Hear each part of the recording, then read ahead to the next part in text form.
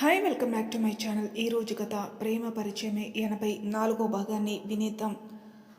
ఇంటి ముందు ఏం హడావిడి లేకుండా అస్సలు మనుషులు లేనట్టు ఉంటే శౌర్య, తేజ్, రామ్, తాన్య, పరం అందరూ ఒకరి మొహాలొకరు చూసుకున్నారు. అలికిడి కూడా లేకపోవడంతో శౌర్యకి ఏదోలా అనిపించి ఎందుకో గబగబా లోపలికి వెళ్ళాడు. వెనకే వాళ్ళంతా కూడా వెళ్ళారు. హాల్లో వాళ్ళ అమ్మని పట్టుకొని ఉన్న శ్యామల గారు, ఏం జరిగిందో తెలియక చూస్తున్న పార్థు గారు, అసలు ఏమీ అర్థం కాక అయోమయంగా చూస్తున్న ఊహా గారు కనిపించగానే అమ్మా అన్నాడు. ఆ మాటకి అందరూ అటు చూశారు. పార్థు గారు మాధవి గారికి తను శౌర్య అని వెంటనే అర్థమయ్యాడు. ఒక్కసారిగా శౌర్య అన్నారు. శౌర్య అక్కడికి వచ్చేసి ఏమైంది అంటూ అందరి వైపు చూశాడు. శ్యామల గారు మాధవి గారికి దూరం జరిగిపోయి అరే మనవడా అంటూ శౌర్య చేతులు పట్టుకున్నారు. విశ్వేశ్వరరావు గారు శౌర్యని చూస్తూ ఉన్నారు. మొదటిసారి మనవణ్ణి చూస్తుండడం వల్లేమో. శౌర్య ఎందుకు ఆ కన్నీలు బామ్మ, ఏమైంది అన్నాడు స్పృహలో లేని యామిని గారిని చూసి. పార్థు గారు కూడా చెప్పండి నాన్న ఏమైంది అన్నాడు. తేజ్, తాన్య, రామ్ వాళ్ళని చూస్తూ ఊహా గారిని గుర్తుపట్టి ఇప్పుడు మాట్లాడించే సమయం కాదని సైలెంట్గా ఉంటారు. రాత్రికి రాత్రి ఏమైంది, ఎందుకలా ఉన్నారు అన్నాడు కాస్త పెద్దగా పరం. ఆ మాటకి విశ్వేశ్వరరావు గారు వింధ్యాని పట్టుకోబోయాడ్రా ఆ వజ్ర అన్నాడు బాధ నిండిన గొంతుతో. పరం ఆశ్చర్యపోయి తను తిరిగి ఇక్కడికి వచ్చిందని ఆ వజ్రాకి ఎలా తెలిసింది, తను ఎలా తీసుకుని వెళ్ళాడు అన్నాడు. విశ్వేశ్వరరావు గారు సమాధానం ఏమీ చెప్పలేదు. మన అమ్మాయిని ఎవరో పట్టుకుపోవడం ఏంటి నాన్న, మీరంతా బాధపడడం ఉండవేంటి, వాడేమైనా రాక్షస రాజా, మనం ఏమీ చేయలేమనుకోవడానికి అన్నాడు పార్థు. రాక్షస రాజు కాదురా, రాక్షసుడే, విచక్షణ లేనివాడు. కానీ వాడిలో మంచి అంటూ ఉంది అంటే ప్రతి అమ్మాయిని అమ్మలానే భావిస్తాడు. ఎన్నో హత్యలు చేశాడు కానీ ఏ స్త్రీ మానాన్ని దోచుకోలేదు. వాడి అమ్మ పడిన కష్టాన్ని చూసి వాడికి అమ్మాయిలంటే గొప్పవాళ్ళనే భావన. కాకపోతే వాడికి అడ్డొచ్చినా లేదంటే ఎదురు తిరిగినా వాళ్ళు అమ్మాయి అవని అబ్బాయి అవని నరికేస్తాడు. అలాంటి వాడు వింధ్యపై మనసు పడ్డాడు. తన్ని పెళ్లి చేసుకోవాలనుకున్నాడు. ఆ మాటకి పార్థు గారు, మాధవి గారు ఆశ్చర్యపోయారు. శౌర్య మౌనంగా వింటూ ఉన్నాడు. పరం తన మాటలను ఆపకుండా మన అమ్ములు ఎవరికైనా ఎదురు తిరుగుతుంది, లేడి పిల్లలా దూసుకుపోతుంది, కానీ వాడి మాట విన్న బెదిరిపోతుంది. వాడంటే అంత భయం దానికి, అంతలా భయపెట్టేశాడు అన్నాడు పరం. నేనసలు దాన్ని ఇల్లు దాటొద్దంటానయ్యా, కానీ ఆ పిల్ల మన మాట వినదు, ఊరంతా తిరుగుతుంది, అంతా మన వాళ్ళే అనుకుంటుంది అన్నారు శ్యామల గారు. ఇలాంటి పరిస్థితుల్లో తను వైజాగ్ ఎందుకు వచ్చింది, ఏం పని మీద వచ్చింది అని మనసులో అనుకుంటాడు శౌర్య. ఎప్పటి కథ ఇది, ఎన్నాళ్ళ నుంచి ఇలా అని పరంని ప్రశ్నించి మళ్ళీ తనే వింధ్య ఇక్కడికి తిరిగి వచ్చింది అన్నారు. అసలు తను ఎక్కడికి వెళ్ళింది, ఎందుకు వెళ్ళింది అన్నాడు ఏం అర్థం కాక. విశ్వేశ్వరరావు గారు 5 ఏళ్ల క్రితం మాట ఇది శౌర్య. ఈ 5 ఏళ్ళు తను మాతో లేదు, కొన్ని నెలల క్రితమే ఇక్కడికి వచ్చింది. ఈ ఇంట్లో నుంచి మీరు వెళ్ళాక మేము ఆనందంగా ఉన్నామంటే తను పుట్టిన తర్వాతనే. మళ్ళీ తనని ఎప్పుడైతే దేశం దాటించామో అప్పటి నుంచి సంతోషమే లేదు, కానీ జీవితం సాగిపోయింది.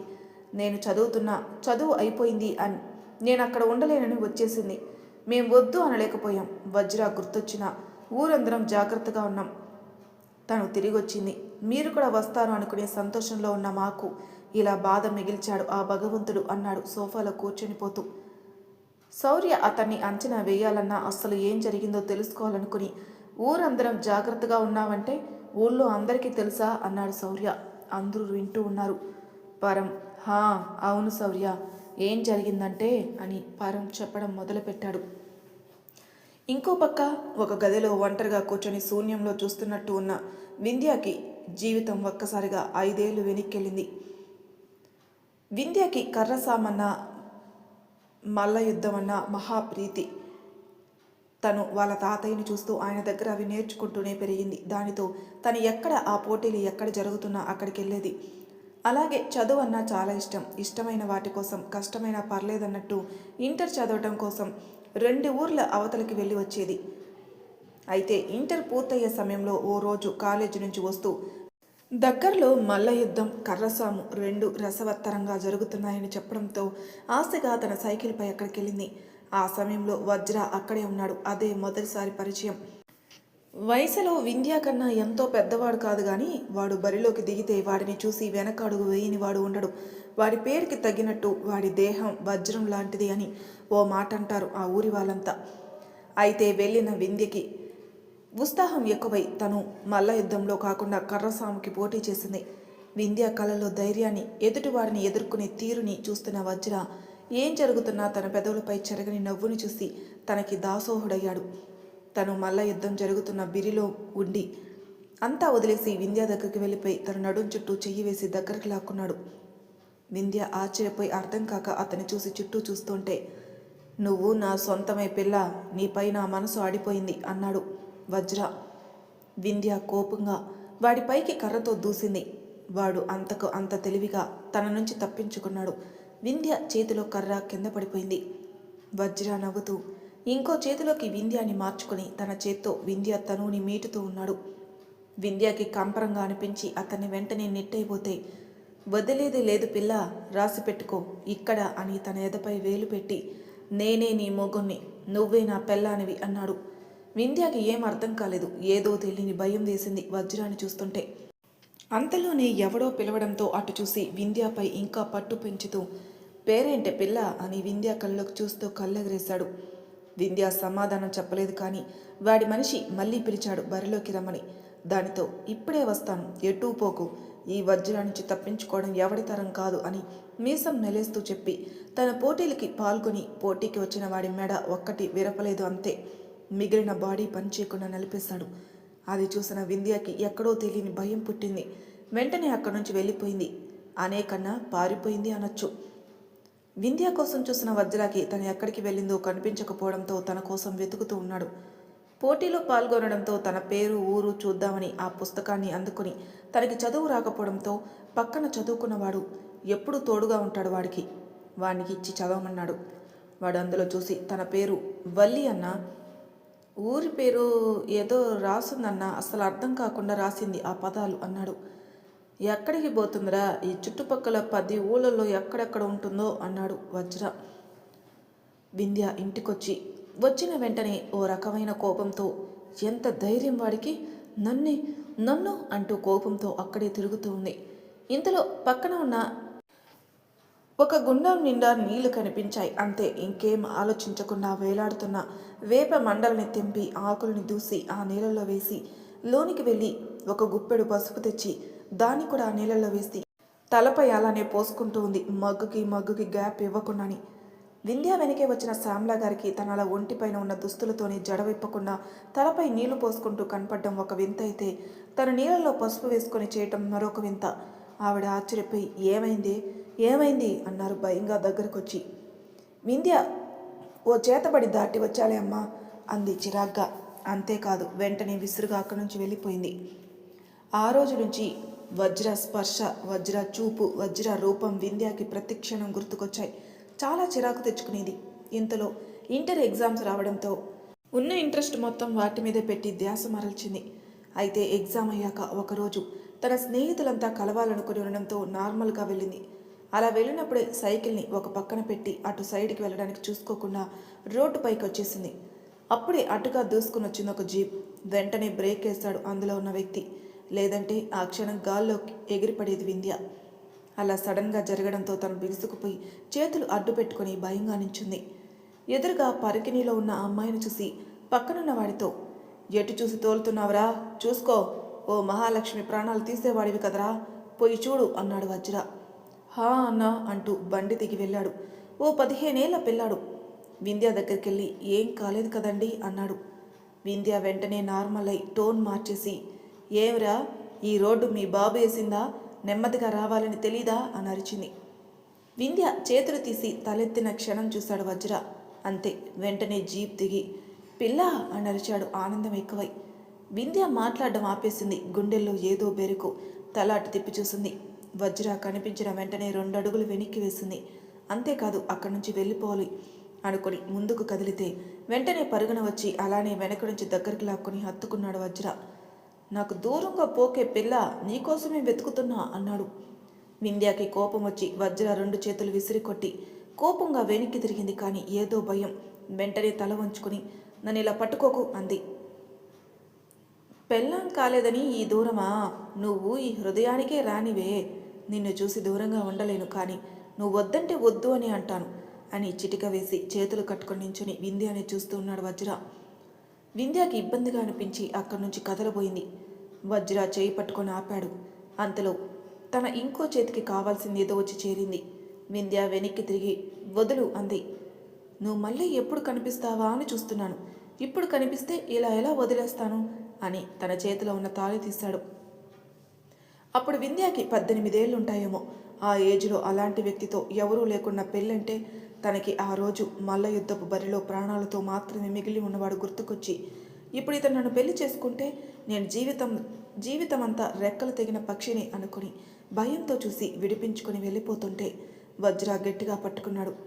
వింధ్య విడిపించుకోవడానికి చూస్తూ ఆ తాలి వైపు భయంగా చూస్తూ ఉంది.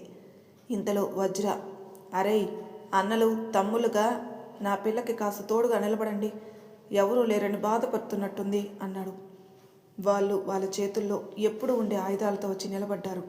వాళ్ళ చుట్టూ అలా చూసిన వింధ్యకి ఇక నా జీవితం శూన్యం అనిపించింది. తన కలలు ఆశలు అన్నీ బూడిదలో పోసిన పన్నీరు అనిపించింది. వింధ్య మెడలో తాళి కట్టడానికి వజ్ర తాళిని తీసుకురావడం చూసి తెలియని భయంతో కళ్ళు మూసుకుని ఏడ్చేసింది. తన కుటుంబం అంతా గుర్తుకొచ్చారు. అంతేకాదు వజ్ర తాళి ఎప్పుడైతే తన మెడ దగ్గరకు తీసుకొచ్చాడో అప్పుడే స్పృహ కోల్పోయి కింద పడిపోయింది. వజ్రకి వింధ్య చాలా నచ్చింది. వాళ్ళ అమ్మలో ఉన్న తెగింపు ఇన్నాళ్లకు వింధ్యలో చూశాడు. అందుకే అంత ఆశ వింధ్యపై. వింధ్య అలా పడిపోయిన వెంటనే తాళిని పక్కన పడేశాడు కంగారులో. ఆ వెంటనే వింధ్యాని లేపాడు. తన స్పృహలో లేకపోవడంతో తన ఈ చేతుల్లో మోసుకొని హాస్పిటల్కి తీసుకెళ్లాడు. డాక్టర్తో తనని చెక్ చేయమని చెప్పాడు. అలాగే డాక్టర్ తన పేరేంటి అని అడిగితే వల్లి అని చెప్పాడు వజ్ర.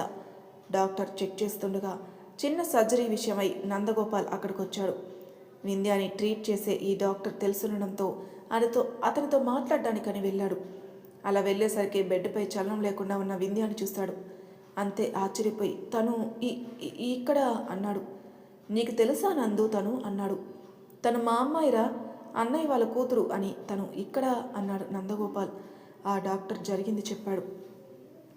నందగోపాల్ అర్థం కాక చూస్తుంటే వింధ్య కళ్ళు తెరిచింది. దానితో ఆయన అమ్ములు అని తనని తట్టగానే తన మెడలో తాలుందేమని వెతుక్కుంటున్న వింధ్యకి ఆయన పిలుపు అలాగే స్పర్శ రెండు ఏదో భరోసా ఇవ్వడంతో ఆయన చుట్టుకొని జరిగింది గుర్తు చేసుకుని చిన్నపిల్లలా వెక్కి వెక్కి ఏడ్చింది. నందగోపాల్ ఏమైందమ్ములు, ఏమైందమ్మా అన్నాడు. బాబాయ్ బాబాయ్ అంటుందే కానీ విషయం చెప్పట్లేదు, అలానే ఏడుస్తుంది. వజ్ర తన మెడలో తాళి కట్టాలని ప్రయత్నించింది గుర్తు చేసుకుంటూ. నందగోపాల్ వింధ్యాని ఎప్పుడూ అలా చూడలేదు. ఇంటికి ఒక్కగానొక్క కూతురు అవడంతో అందరి దగ్గర గారాభం ఎక్కువ. తను నవ్వడం తప్ప కన్నీళ్ళు ఇప్పటి వరకు చూసిందే లేదు.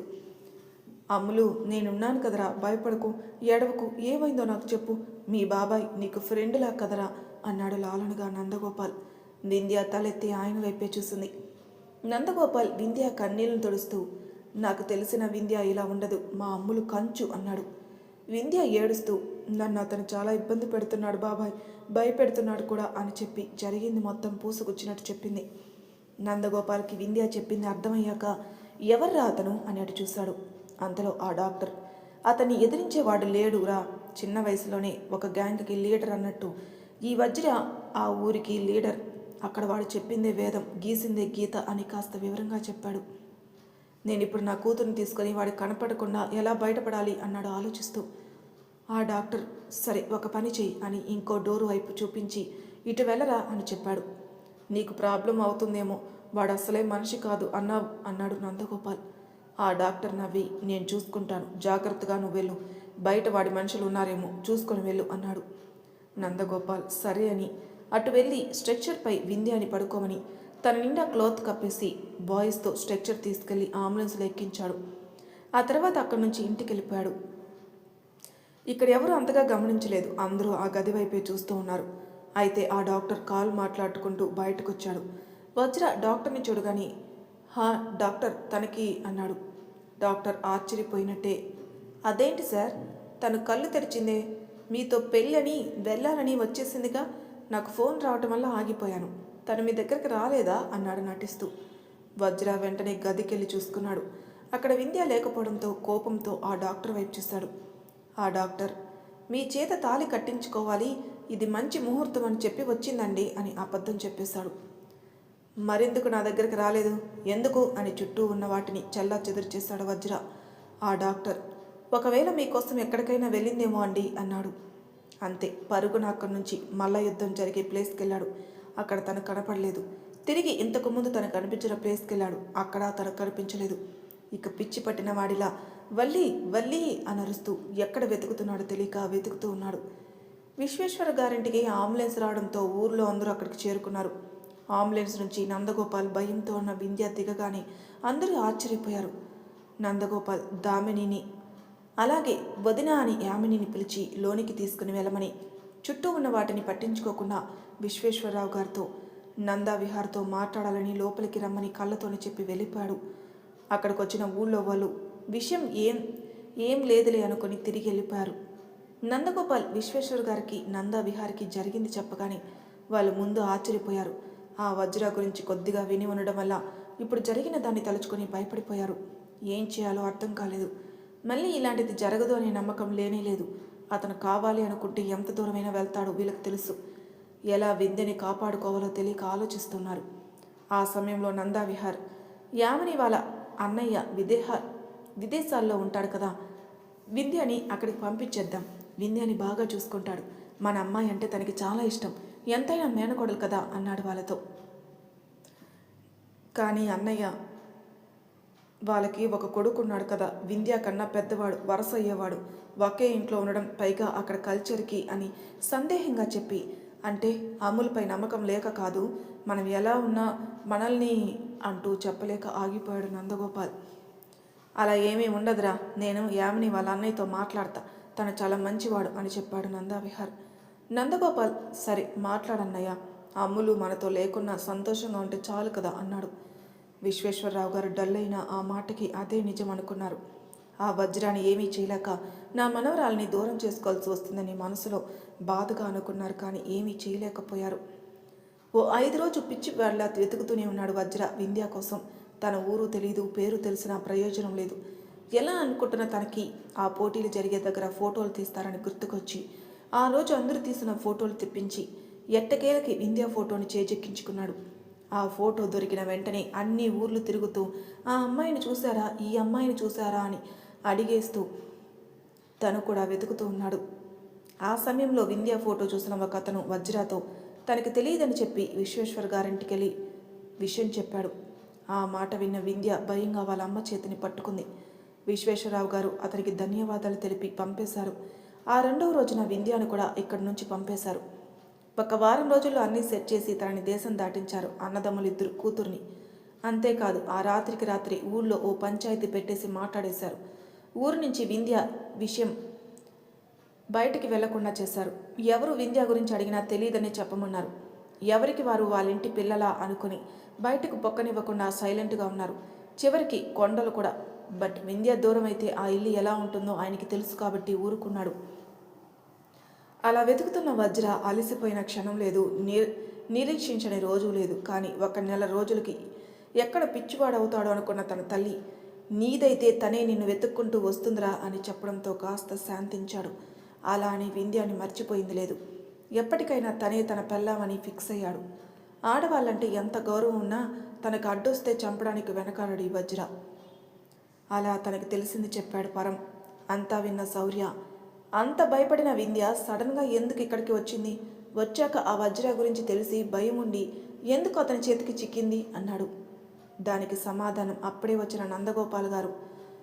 ఎందుకంటే ఓ 2 ప్రాణాలను కాపాడడానికి తల వంచి వాడితో వెళ్ళిపోయింది అన్నాడు బాధ నిండా హృదయంతో. శౌర్య అర్థం కాక, ఏం చెప్తున్నారు బాబాయ్, కాస్త అర్థమయ్యేలా చెప్పండి అన్నాడు. గతం గుర్తుకు తెచ్చుకున్న వింధ్యకి కన్నీళ్ళు ఆగలేదు. ఇన్నాళ్ళు తన కుటుంబం వేరు, ఇప్పుడు వేరు. కొన్ని కొత్త బంధాలు, కొత్త ప్రేమలు, అనురాగాలు, వాటికి తను దూరం అయిపోయానని బాధపడింది. ఎందుకో శౌర్యాన్ని గుర్తు చేసుకుని ఇంకా ఇంకా ఏడ్చింది. తనకు అన్నయ్య ఉన్నాడని తెలిసాక తన ప్రేమని పొందకుండానే ఆ బంధానికి దూరం అయిపోతే ఏ గుండెైనా అలానే బాధపడుతుందేమో. విదర్ ఎప్పుడైతే వింధ్య పెళ్లి చూపులేమో అని విన్నాడో ఆ నైటే ఒంటరిగా గుడికి వెళ్ళిపోయాడు. అక్కడే ఉన్నాడు ఆ నైట్ అంతా. ఏదో ఒకటి చేస్తూ ఎప్పటికో నిద్రపోయాడు. మార్నింగ్ దగ్గరలో టీ కొట్టు దగ్గర ఒక కప్పు టీ తాగి మళ్ళీ బుర్రకి పని చెప్పాడు.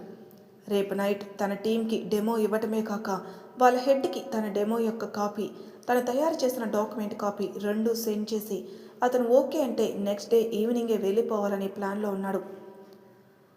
అప్పటికే వజ్ర దెబ్బకి స్పృహ కోల్పోయిన ధాత్రి తెల్లవారిన తర్వాత కళ్ళు తెరిచింది. చుట్టూ ఉన్న వాళ్ళ ద్వారా జరిగింది తెలుసుకుని వింధ్యాని ఎలాగైనా అతని దగ్గర నుంచి తీసుకొని రావాలని ముందుకు కదిలింది. ఆ ఊరి వాళ్ళు అక్కడ కొంతమంది ఉండడంతో వాళ్ళు వజ్ర గురించి రకరకాలుగా చెప్పారు, కానీ ధాత్రి ఏమీ వినలేదు. అతని అడ్రస్ మాత్రం అడిగి అక్కడి నుంచి బయలుదేరింది. అతి చిన్న పరిచయం ఉన్న తన కోసం వింధ్య అతని బాహువుల్లో నలిగిపోవటం ధాత్రికి ఇష్టం లేదు. చాలా కోపంగా ఉంది వజ్రపై ధాత్రికి. మరి తర్వాయి భాగంలో ఏం జరగబోతుందో స్టెప్స్లో తెలుసుకుందాం. అంతవరకు నా ఛానల్ సబ్స్క్రైబ్ చేయని వాళ్ళు ప్లీజ్ సబ్స్క్రైబ్ చేసుకోండి, లైక్ చేసి షేర్ చేయండి. మీ అభిప్రాయాలు నాకు కామెంట్ రూపంలో తెలియజేయండి. Thank you for listening.